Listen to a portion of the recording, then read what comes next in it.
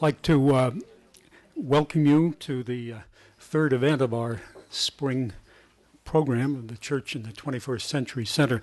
My name is Bob Newton. I'm the interim director of the Church in the 21st Century Center, and I'm also special assistant to the president of Boston College, Father Leahy. For those of you who don't know, and there are probably a few of you, I hope, because I hope you've been to other of our events, the Church in the 21st Century Center was founded 8 years ago as Boston College's response to the clerical sexual abuse crisis in the United States and particularly in the Boston area. Our programs don't focus on clerical sexual abuse, but they focus on four focal issues. The roles and relationships of people in the church, handing on the faith, relationships and sexuality in the Catholic tradition, and the Catholic intellectual tradition. So I think you could say that the program this year, the theme of which is grace and commitment, focuses on the vocations of the laity, the roles and vocations of the laity in the church.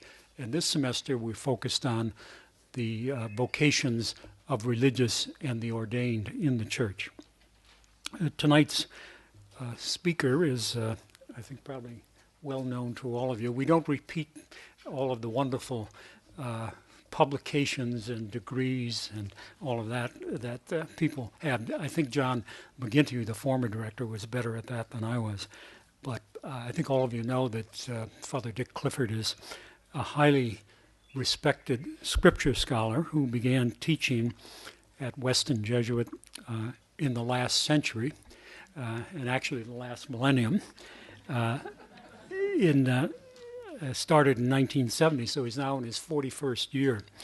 And in 2008, he was appointed the founding dean of the School of Theology and Ministry, which is many of you probably know, involved the reaffiliation of Weston Jesuit School of Theology with Boston College and the incorporation of the Institute for Religious Education and Pastoral Ministry.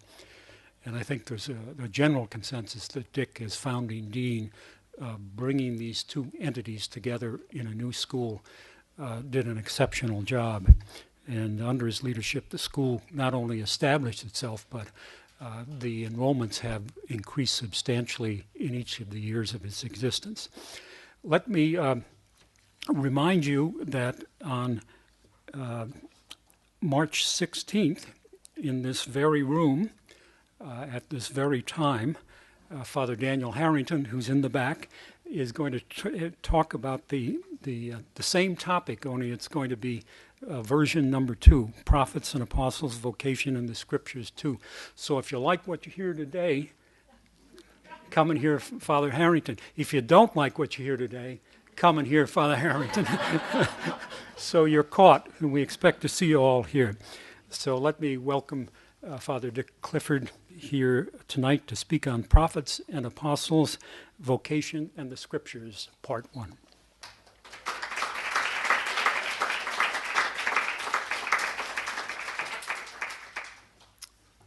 Thank you, Bob, for the introduction. I'm very happy to be with you this evening to talk about vocation in the Old Testament. And Part 1, I noticed, and Part 2 is going to be delivered by Dan Harrington in the next following Thursday. 2 years ago, I was asked to provide a vocation story for the series Vino et Veritas, which is a series at Boston College. And accordingly, I reviewed significant events of my life, trying to identify the people, events, and ideas that led me to consider becoming a priest, a Jesuit, and a biblical scholar. And then I wove these scattered elements into a narrative and presented my story. In common with other priests and religious who have been asked to do the same exercise, I emphasize that all people, no matter who they are, have a vocation, and especially in their formative younger years, should be attentive to signs of a vocation in their daily lives. And we can return to that later in the question period. All of us, I think, have done something similar, some of us many times. And I invite you this evening to keep in mind your own story, and importantly, your own way of looking at it, your own methodology, and compare it with the calls of the human beings that we will see were called in the Old Testament or the Hebrew Scriptures. I can hint at some, I will give you a hint. So I'll hint at some of the differences you might find now, and you can test them against the particular calls we'll look at in the talk. In keeping with the theocentric and the doxological perspective of the Bible, the emphasis in biblical calls is on God and on God's plans for the human race and for Israel. Even in ancient literature outside the Bible, comparable literature, deities are inescapably present in human life, and their will is always to be reckoned with. In the Bible, human vocations are usually recounted as narratives, and they're ultimately not private stories, but part of a large story of the human race or of the elect nation. Another point of difference is biblical calls are often not easy affairs, but the people called resist strongly. Only Jonah among the prophets is recorded as actually fleeing west when called to preach in the east.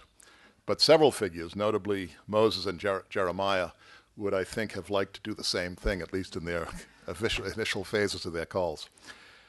Some of the prophetic call stories, in fact, make me think of Abraham Lincoln's story when asked whether he enjoyed the office of president. He told of a tarred and feathered man out west who, as he was being ridden out of town on a rail, heard one among the crowd call to him, asking him how he liked it, high up there on his uncomfortable perch. "If it wasn't for the honor of the thing," the man replied, "I'd sooner walk." So bitter resistance is often involved in a biblical call, but so also is joy and ecstasy. I would like to start, though, this evening at an unusual place, at the very, very beginning, with the vocation of the human race in Genesis 1, before Abraham was born or Israel existed. God's creation, done in 7 days, majestically opens the Bible for both Christians and Jews. And as Mark Smith of NYU points out, the placement of Genesis 1 at the very beginning of the Bible stakes a claim, asserting the primary status of its account over and above other biblical versions of creation. Though the text offers a wealth of detail, it actually never tells us why God created this world of material, space, and time, our brave new world that has such creatures in it, as Shakespeare has said. The text only tells us what man, now I'm going to use man in the next few paragraphs, but I mean it man as male and female, and man as grouped, but I'm going to use that because that's the word that Genesis 1 delivers. The text only tells us what man, in this sense, is supposed to do. God said, quoting Genesis, "Let us make man in our image, in our likeness. God blessed them, and God said to them, Be fertile and increase, fill the earth and subdue it, and rule the fish of the sea, the birds of the sky, and all the living things that move on the earth." In all of the creation accounts in the ancient Near East, human beings are created to be slaves of the gods, and they are meant to build and maintain temples, which are the gods' palaces on earth, feed and clothe the gods, sometimes doing so with their statues, and perform the rites and ceremonies that give the gods honor. In some accounts, creation accounts, again outside the Bible, a king is created to see that the work gets done and that the gods' laws are obeyed, in which case the king is sometimes called an image or statue of the god. But Genesis 1 is different. First, there is no indication in the text that God is in need of anything. And secondly, man, male, and female, or grouped as a nation, possesses the kingly traits that elsewhere are given to the king. That's the meaning of the biblical phrase describing a human being as an image and a statue of God. In the Bible, then, human beings' vocation is less menial than in neighboring cultures, but that very fact makes it all the more difficult to find out exactly what humans are supposed to do. So what does God tell man, woman, to do? First, God blesses them. Be fertile and increase, fill the earth and subdue it, and rule the fish of the sea, the birds of the sky, and all the living things that move on earth. In other words, be my statue, be my image. Do what kings do, rule. Though most commentators in looking at this text take rule in an imperious and even violent sense because they interpret it as parallel with the verb to subdue, it actually stands alone, and its meaning should be gleaned from the use in the narrative. And if we let the narrative guide us, we see that Noah's way of ruling, for example, means bringing 2 of every animal in the ark to ensure the survival of each species after the flood. Now, humans at this stage were forbidden to eat meat, so that Noah's rescue of the animals was truly disinterested. In other words, Moses didn't bring in the cattle in order because he had an image of a steak dinner in the future. They didn't do that. He just wanted them to survive. The Lord further determines the vocation of man by two defining imperatives: be fruitful and be fertile, rather, and increase, and fill the earth and subdue it. By the first command, God provides for the increase of the human race. Sexuality, like the seeds of the plants, is the means for overcoming our mortality and providing the next generation of human beings. As the first defining imperative was addressed to man as sexed, male and female, the second is addressed to man as grouped, that is, man as part of a nation. Each nation is to be given its own land, a territory on which to live, and the process of receiving the land, filling the earth and subduing it, is described in Genesis 10, the Table of Nations, as it's sometimes called, and Genesis 11. In Genesis 11, the Tower of Babel stories, the nations gather to build a city rather than to go out and take their land. But they finally are forced to go out by God, who confuses their tongues and makes it impossible for them to cooperate in building a city. Now, land is essential to life. Food and clothing come from the land, especially at that time where there was no refrigeration and no means of transport. In short, human beings hear the mighty voice of God telling them to live life and to receive God's blessings. Let us move now, having considered the vocation of human beings, as Genesis 1 tells it, let us move now to named individuals and talk about the vocation of Noah. You probably didn't think that we were going to talk about Noah when you came here, but we are.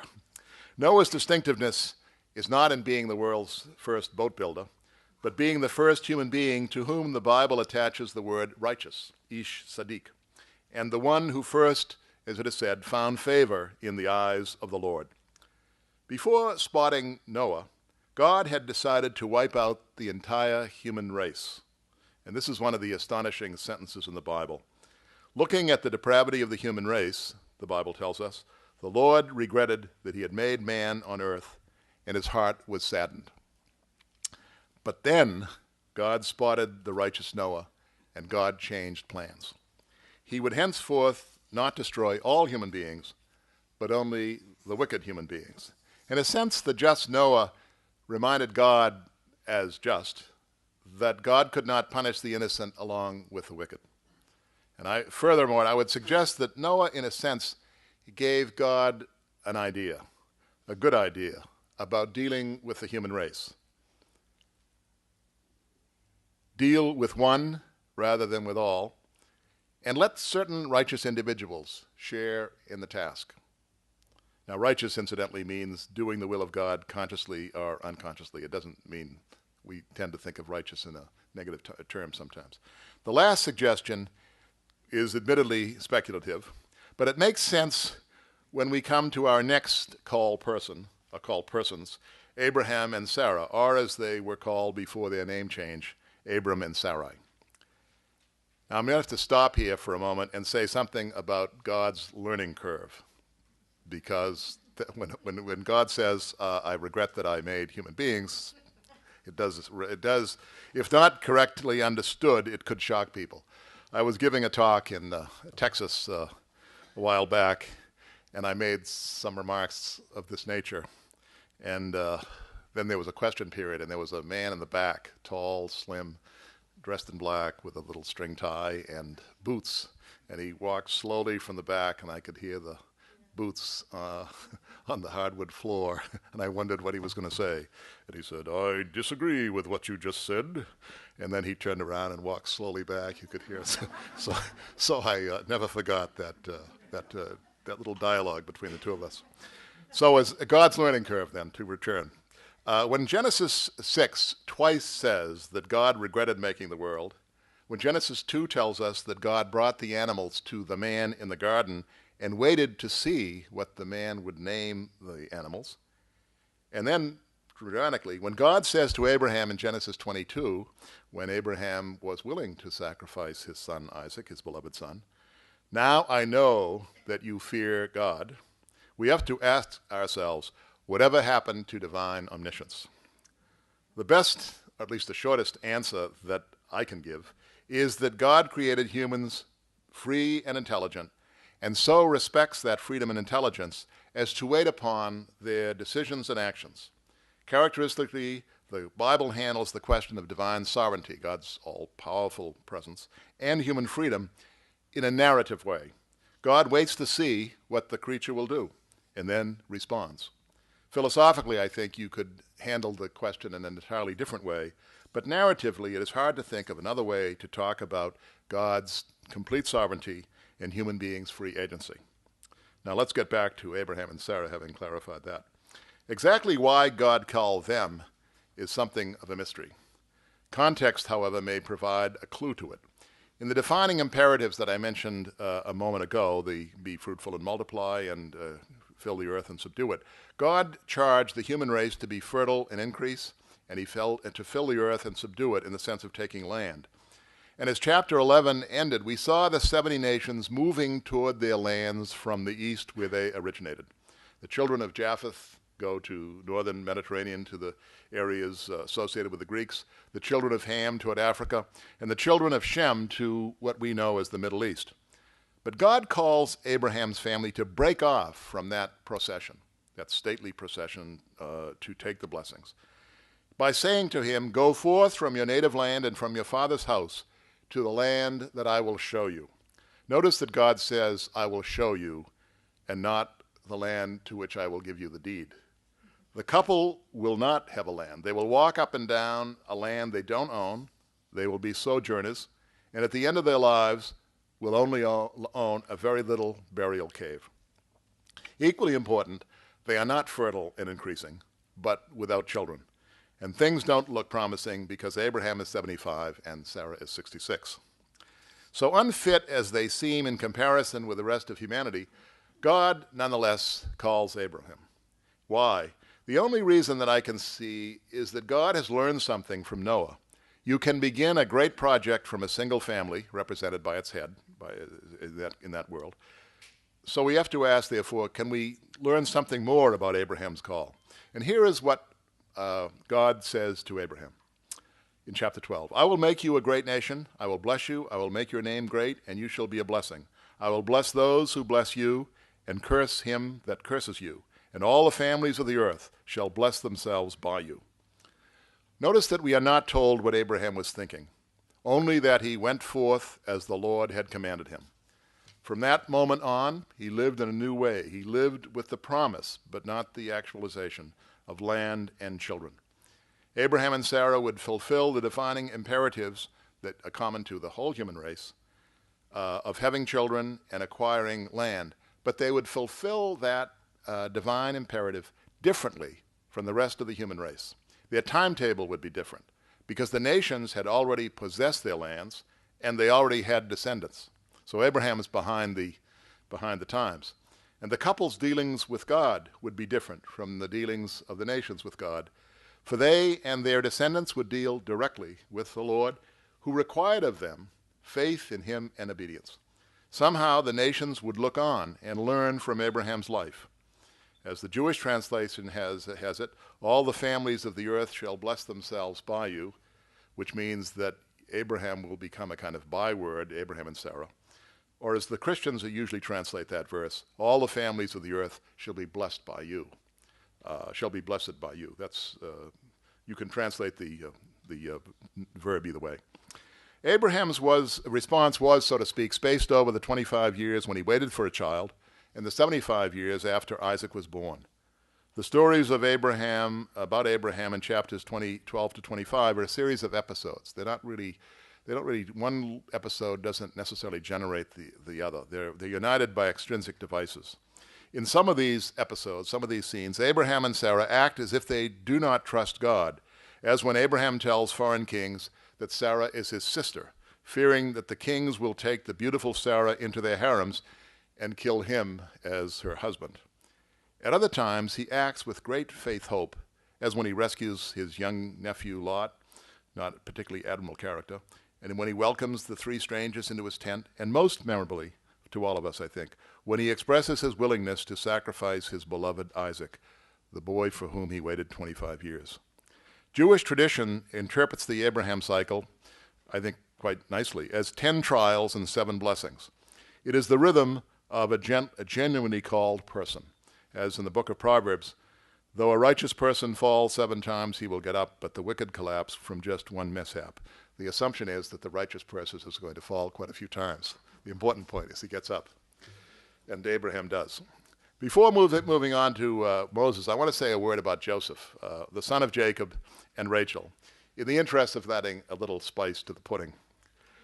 Joseph's call had a unique origin, a dysfunctional family, and the pure and unadulterated hatred of his brothers, which is unusual, I suppose, for an origin of a call. His brothers sold their 17-year-old brother, stripped of his coat of many colors, still in his underwear, to a caravan of slave traders headed for Egypt. And they in turn sold the boy to an upper-class Egyptian named Potiphar. During his 22 years in Egypt, Joseph came to recognize that he was called by God rather than propelled by fantasies of dominating his brothers. 2 things, I think, helped him to see the one who was calling him: the gradual discovery of his God-given gift for interpreting dreams, and most important, his meeting with his brothers in Egypt. In a foreign country and not recognizing Joseph, these brothers, who was now a high Egyptian official, the brothers were completely vulnerable. And Joseph, I think, and I'm here maybe in a minority, was angry and had plans for revenge. He had one aim: to rescue his full brother Benjamin. Remember that Rachel had two children.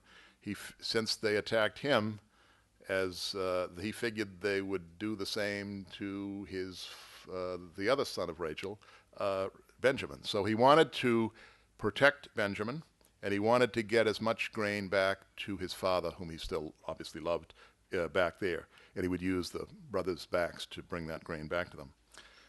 But then something wondrous happened. Joseph heard from his old nemesis Judah, the brother who had engineered the sail to Egypt. He heard Judah say something that he had never expected Judah to say. Judah said, "I will take Benjamin's place as hostage, because if Benjamin doesn't return to his father, the old man will die." And so Joseph realizes that his own plans for revenge had fallen apart, and that another plan, not of his own devising, was unfolding before him. And he was stunned and overcome.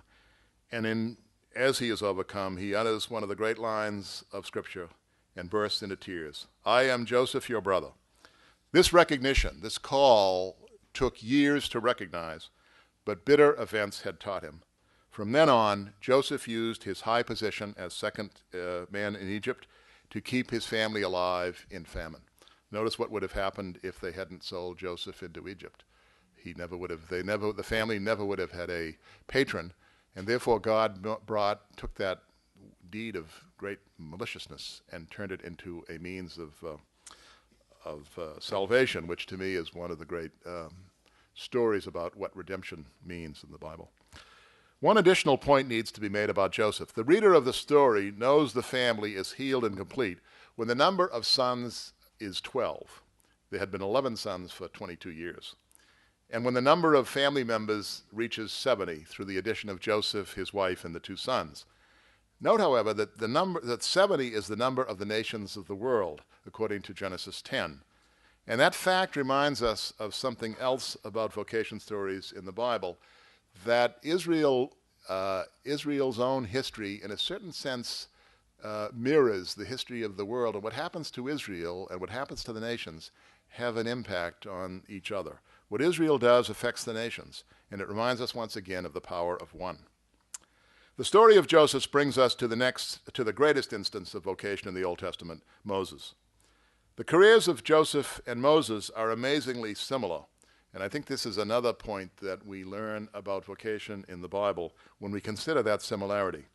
It is doubtful that Joseph knew that his career was going to be similar to a later character named Moses, and it's also doubtful that Moses was aware that his career was imitating Joseph's. John Levinson has noted the remarkable parallels in the lives of these two shepherds, Joseph and became rulers, Joseph and Moses. Both are separated from their families early on. Both survive conspiracies to murder them. Both endure exile. Both marry the daughters of foreign priests. Both have two sons. And the two leaders, one dead and one alive, leave Egypt together.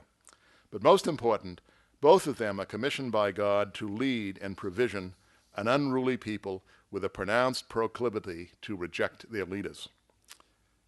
So thus far, Levinson. Why do you think is this cross-referencing in there at all? And I suggest it is there, and it is hoped that the reader will pick it up, that the reader will see that both of these people are engaged in a single ongoing plan. Their ignorance of the large plan then becomes a source of irony in the Bible, because we, the reader, know more than they do. So what happens to Joseph and to Moses, they might not know what's going on, and they might not be aware of the full import of their words, but we, the reader, know. And so their words sometimes have a different meaning than they think themselves they have. So like Joseph's call, Moses' calls comes at a low point in the affairs of the family of Jacob Israel. Joseph, the family patron of Egypt, has died, and a new king has arisen who did not know Joseph. The king tried to do what only a God could do: limit progeny, prevent the people from taking their own land. Operating with a patrilineal perspective of that period, that unlike modern Judaism, the father was the line was traced to the father, the king tried to destroy the people by throwing the male babies into the Nile River to drown. And Moses was born as the children of Israel were headed for extinction.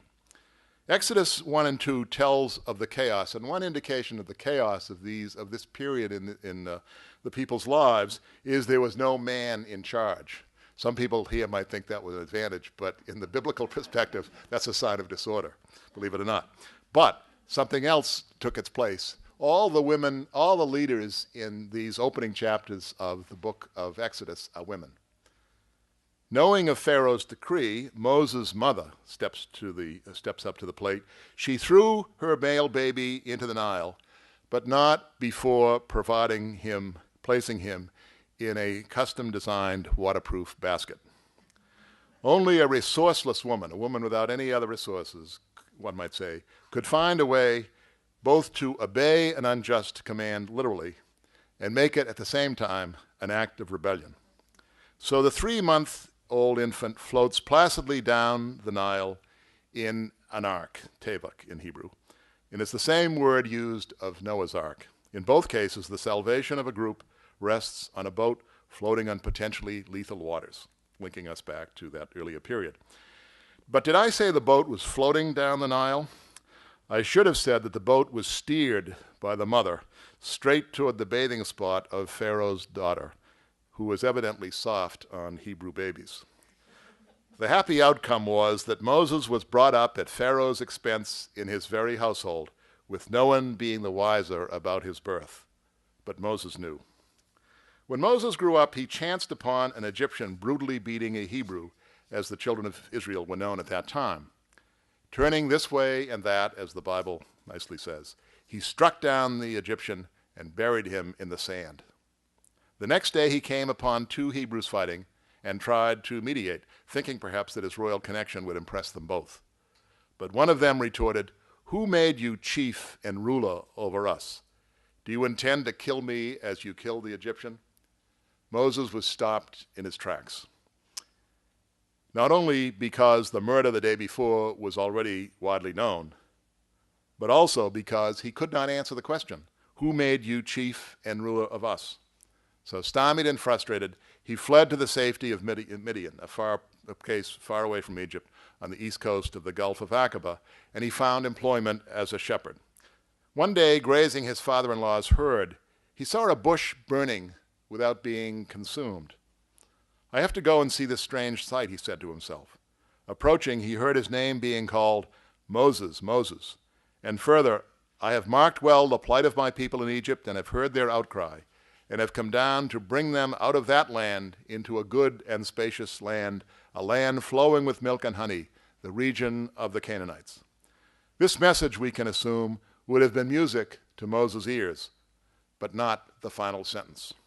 Come, therefore, I will send you to Pharaoh, and you shall free my people, the Israelites, from Egypt.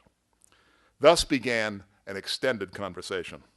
4 times Moses raises an objection, and God answers. First objection, Moses, how can I, a nobody, deal with Pharaoh?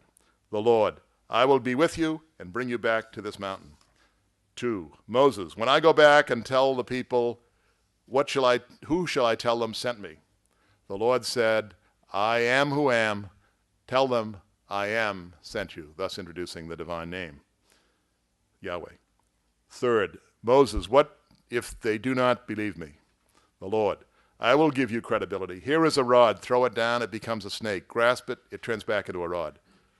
4th, Moses, I am no good at public speaking, being slow of speech and slow of tongue. The Lord, who do you think made tongues and lips? Beside, I will be with you and tell you what to say. Are you getting a little bored by Moses' objections? Then I think you will excuse God's anger at what he says next. Please, Lord, send somebody else. To paraphrase God's response, that's not an option.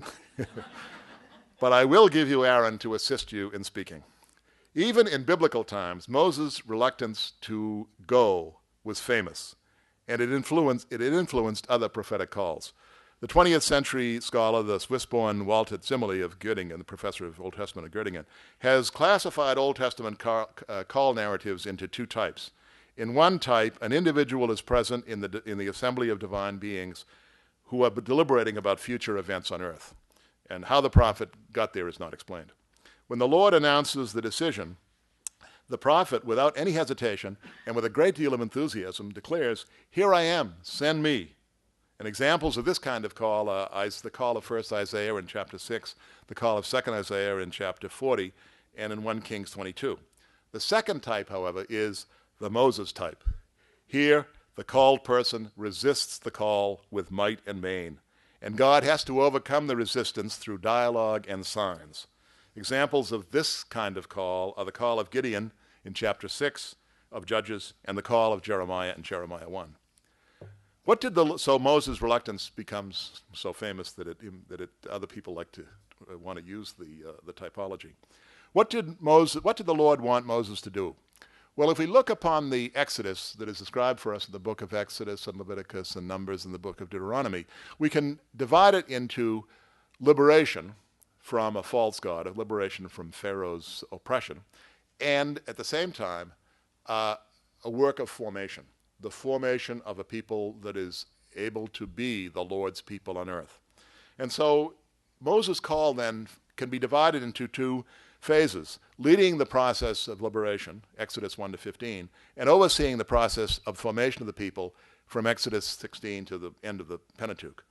When Moses was called, Israel was, so to speak, serving a false god, the king of Egypt, in that the Pharaoh was preventing the people's births, their right to move into their God-given territory, and was appropriating all the fruits of their labor. Liberating the people from Pharaoh was therefore Moses' first task. Come, therefore, I will send you to Pharaoh, and you shall free my people, the Israelites, from Egypt. The means to that end were the 10 plagues. They were both warnings to Pharaoh to cease and desist from interfering with Israel's worship. But they were also battles in the Lord's war against an unjust ruler. And the 10th plague, the taking of the Egyptians' firstborn, forced Pharaoh to his knees to acknowledge the Lord's sovereignty and to let the people go. After their rescue, when the people were safely at Sinai, Mount Sinai, the mountain of the Lord, the people opted for the Lord as their God, and Moses' task shifted to their formation. Excuse me. To be a genuine nation in that period meant having 4 elements: a God, a king or a leader, a land, and authoritative traditions. These traditions would be both narrative, you could have a story to share something, and they would have to be legal as well. So Moses set to work to fulfill his call. First of all, the people get a God. One of the interesting things about the book of Exodus is that even after God rescues the people from Pharaoh, I'm going to take a look. break here.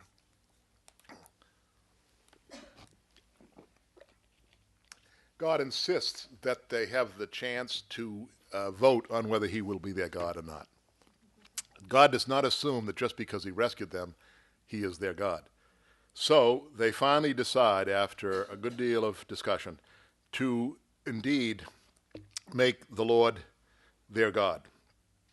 And so the God of the Father was then, that's the name they were known as in the earlier period, the God of Abraham, Isaac, and Jacob, was revealed in this formative hour under a new name, Yahweh. Whatever the name might mean in a strict linguistic analysis, Yahweh named a God who saw the people's misery and was moved by it, who was powerful enough to conquer Pharaoh and to lead them out of Egypt to a new and lush land, and who wanted the people to be God's people, his people. They got a leader. God called Moses, but the people assented to Moses as their leader. God did not assume that just because God called Moses, that Moses was therefore acceptable to the people. The people assented to Moses' position. As far as land goes, the possession of the land, the actual possession of the land lies in the future at the conquest. But in the meantime, they had a taste of God's land by safely dwelling in Mount Horeb and Mount Sinai. And as to traditions, the legal traditions were given directly to Moses in the mountain. And then in the course of their experience with God, they developed a narrative, and that narrative became their narrative traditions. I just want to make two final remarks on the call of Vocation of Moses before moving on.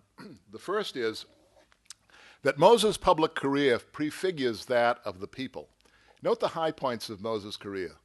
He becomes odious to the Egyptians, and he has to flee Egypt. He is pursued by Pharaoh as a murderer. And then he meets on Mount Sinai, called Horeb in some sources. He meets the Lord on Mount Sinai, and then in the course of conversation, agrees to be the servant of the Lord. Now what happens, what is the little course that the people go through a little bit later on? They too flee Egypt pursued by the Pharaoh. They go into the wilderness, and they too meet the Lord at Mount Sinai.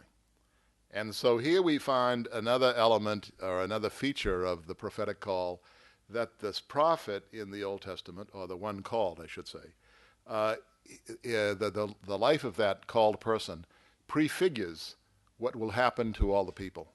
And Moses, the great servant of the Lord, par excellence in the Old Testament, illustrates that extremely well.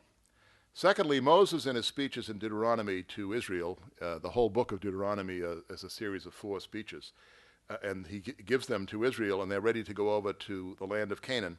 He tells them that his teaching office, so to speak, will continue after his death. The Lord your God, says Deuteronomy chapter 18, will raise up for you a prophet from among your own people like myself. Him shall you heed. This is just what you asked of the Lord your God at Horeb on the day of the assembly. And we will see that the teaching office of Moses is transferable. Moses dies, but the office of Moses continues in the person of other people. We'll see that particularly with Jeremiah. But before going on to the prophets, who are prototypically the called or the people in the Old Testament, I want to mention an unlikely person who is nearly always passed over. And that is, her name is Hannah. And she figures in the first couple of chapters in the book of Samuel, 1 Samuel. She is the wife of Elkanah, who loves her dearly. And she is also unable, like other women, such as Sarah, Rebecca, and Rachel, to have any children. She has, unfortunately, a rival wife named Peninnah, who is very fertile, and Peninnah cannot resist the temptation to make Hannah feel inadequate by her comments.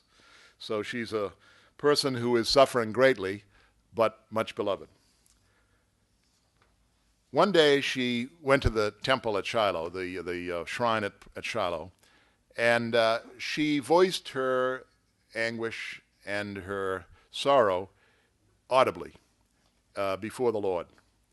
And the priest Eli was on duty at that time, and he mistook her audible prayers as drunken babbling. And he rebukes her. But when she corrects him and tells him that she is not drunk, but simply miserable, he gives her a blessing using the most conventional language that you find all over the Old Testament. He tells her, "Go in peace, the God of Israel grant your petition." Her own response could be regarded as entirely formulaic as well. "Let your servant find favor in your sight." Again, not original. You can find it the same thing elsewhere said.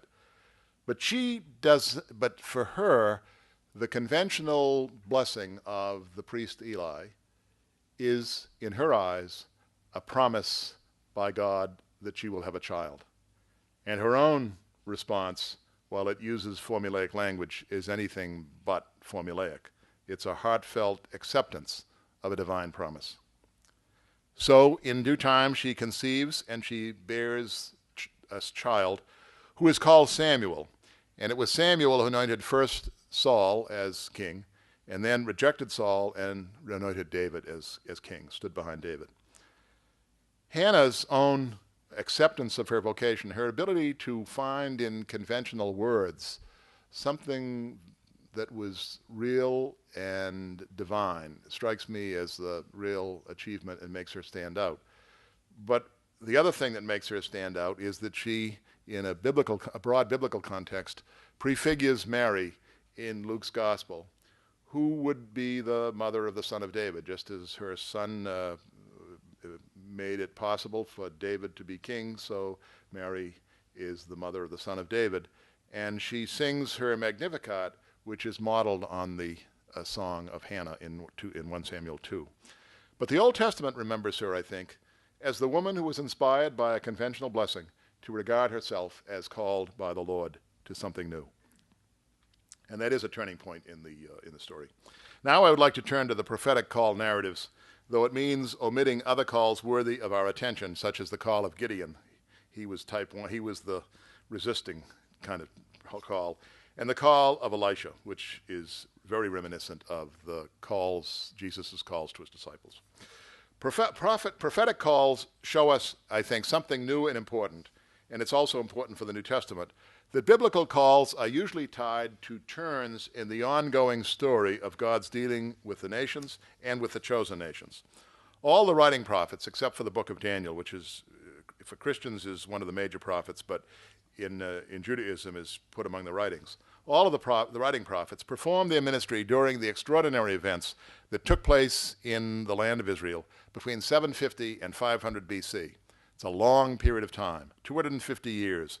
And during that period of time, Israel experienced, it saw the sin of Israel, the callousness of Israel at a particular time, the suffering, the death, and the resurrection of the nation. Now, the theologian preachers who monitored these events and interpreted them were the major prophets that we know, Isaiah, Jeremiah, and Ezekiel, and the 12 minor prophets. We have all their books. It is important to understand about these prophetic books that they were put into their present shape at the end of the 2.5 century process. It was a single process, according to the prophetic editors, that started in about 750 with the denunciations, the announcement of the sin, and that continued on until the restoration in the 6th century. And it was put into, the prophetic books were put into their present shape at the end of this 2.5 century process by 5th century or 6th century editors who were in a position to see the whole process. And what was fragmentary or incomplete in a particular prophet's writings, these people filled in. That's why you have oftentimes supplementation in prophetic books from a later time. As we know, the writing prophets suddenly appear in the middle of the 8th century with a very consistent message, even though it is a very disturbing message. The end has come upon Israel. Put in other terms, their message was that the venerable traditions that told how Israel was freed from Egyptian bondage, led through the wilderness, and safely settled in the land of Israel, these are traditions of assurance, are they not? These traditions no longer held true. There was simply too much social injustice and too little authentic worship of the Lord for Israel to continue to call itself the Lord's people and to use these old traditions. For example, Israel's traditions had it that the Lord had rescued Israel from Egyptian bondage when they were slaves and had no land, and brought them to Canaan and given each family an ample plot of land. But the reality was that wealthy landowners had formed large farms out of small family holdings that had been seized for non-payment of debts during hard times, and many Israelites returned to the Egyptian experience of having no land and being indentured servants. Small farmers, therefore, no longer possessed the land. So the story, as it was told, had ceased to have any meaning. In fact, it was just the opposite. Moreover, and another factor extrinsic to Israel's own state, great empires east of Israel in what is today Iraq, first Assyria and then Babylon, were planning invasions. So in a reversal of the old maxim that Israelites like to use, Israelites no longer sat under their own vines and under their own fig trees, and they were afraid. The prophets told them why and what they could do about it.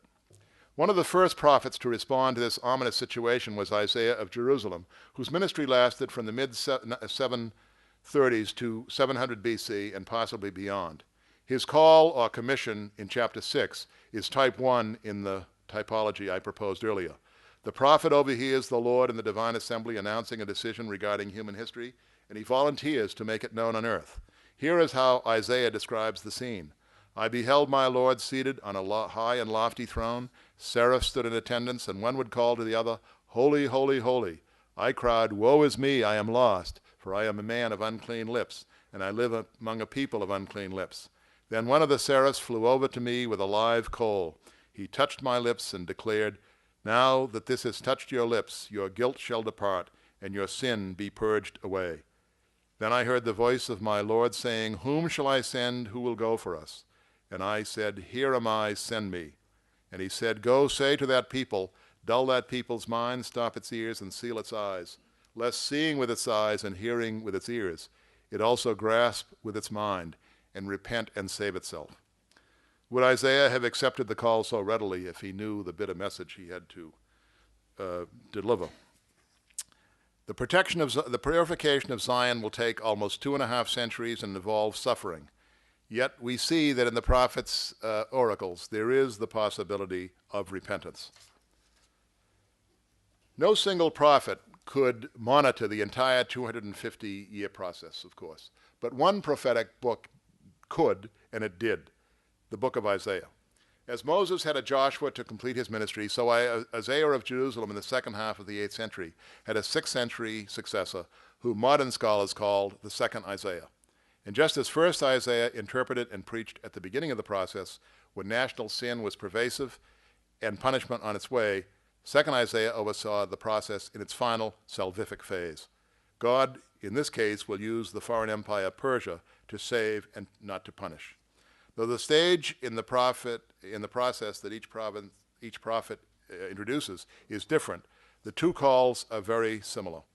Both second Isaiah stands in the divine assembly, hears the Lord's decision, and confesses his people's unworthiness, hears a word of expression, and announces that the Lord is about to lead the people on a new exodus to Zion. And the book goes on to describe that new work in terms of creation and of Exodus. If we reflect on the account of the two Isaiahs that we have seen, we cannot help but notice that the accounts provide no information on the psychology of the individuals, but really are interested in what God is doing through the prophet. The main actor is the Lord, surrounded by heavenly courtiers, announcing a decision about the course of human history. And now I would like to turn from Isaiah, which is a book of great depth and detail, to talk about the two last prophets I will talk about, Jeremiah and Ezekiel. As I mentioned before, Jeremiah's call echoes Moses' call. Then I said, Ah, Lord God, truly I do not know how to speak, for I am only a boy. But the Lord said to me, Do not say, I am only a boy, for you shall go to all whom I send you, and you shall speak whatever I command you. Then the Lord put out his hand and touched my mouth. Now I have put my words in your mouth. Like Moses, Jeremiah's life anticipated what would later happen to all the people. His famous confessions in chapters 12 to 20 are not meant to display his gut reaction to God's heavy demands in a kind of true confession style. They are rather exemplary laments of a servant of God who foresees the destruction of Israel's religious institutions and wants to show others how to make it through the night. They are exemplary because in the midst of his angry complaints, he still believes in a faithful God. And so in making public his anguished personal prayers, he accomplishes two things. He announces to the people the destruction that is coming, and he provides them with a means for managing the trauma. Pray the laments as I have prayed them, he says. Complain freely, but do not lose your ultimate conviction that God will see you through this. Similarly, Ezekiel was told to build a miniature vision of Jerusalem with a few bricks, and then to bring in a kind of toy instruments of a siege, and to set his face against the city. In other words, to act out the siege that was coming so the people could know what was happening. With his body, the prophets let the people know the terrors that are coming, to show them that they can survive if they trust God will see them through it. This is really street theater, and it's not using words so much as the prophet's body to act out what will happen in the future and how they might live through the suffering that is coming their way. In conclusion, I would like to just make 4 conclusions about what these prophetic calls teach us about vocation and about calls. I do so because I know that some of the biblical emphases are not modern emphases, but it's very helpful, I think, to compare our own experience with the biblical experience, even when we know it's quite different, in order to see the contrast and be instructed by the contrast. The first thing that strikes me when I look at the prophetic calls depicted in the Old Testament are that the Bible has a theocentric and a doxological viewpoint. By doxological, I mean they're interested in displaying the glory of God.